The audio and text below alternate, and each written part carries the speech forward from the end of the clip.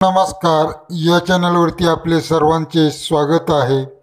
मित्रांनो, 3 एप्रिलला शिरंबे तालुका कोरेगाव जिल्हा सातारा येथे बैलगाडा शर्यतीचे ओपनचे मैदान होत आहे आणि या मैदानावर बकासूर आणि मथुर हे एकत्र पळणार याची चर्चा सर्वत्र 1 महिन्या अगोदरपासून चालू आहे। तर काही शर्यत प्रेमींच्या मनामध्ये यामध्ये भ्रम आहे की बकासूर आणि मथुर हे या मैदानावर एकत्र पळणार किंवा नाही पळणार।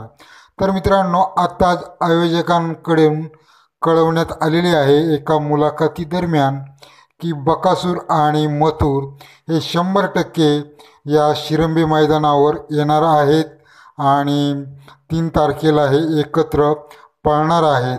शिरंबे या मैदानावर 3 एप्रिलच्या बकासूर आणि मथुर हे खास आकर्षण असणार आहे। तर आपण अफवांवर विश्वास ठेवू नका।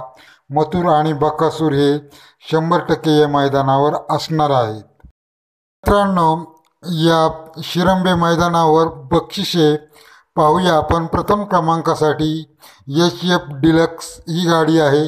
दुसऱ्या क्रमांकासाठी 41,000 आहेत।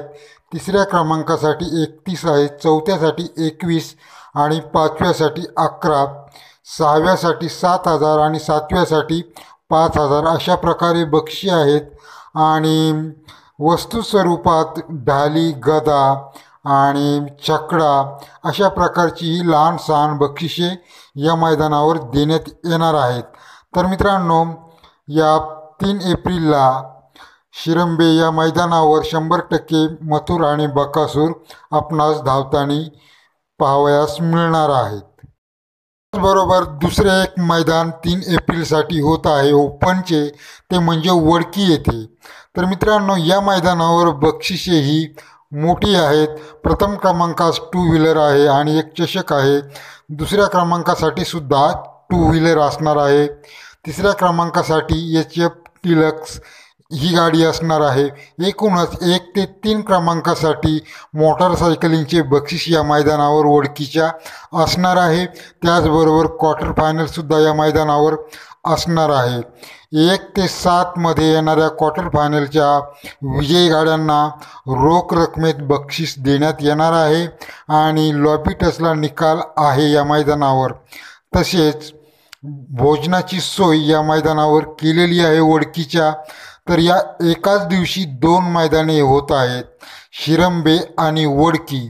तर वडकी या मैदानावर बक्षिसेही जास्त आहेत आणि शिरंबे मैदानावर बक्षिसेही कमी स्वरूपात आहेत, परंतु खास आकर्षण हे शिरंबे मैदानावर असणार आहे।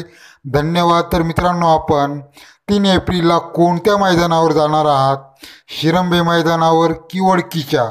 धन्यवाद। व्हिडिओ आवडल्यास चॅनेलला सबस्क्राईब करा। असेच नवीन अपडेट पाहण्यासाठी धन्यवाद।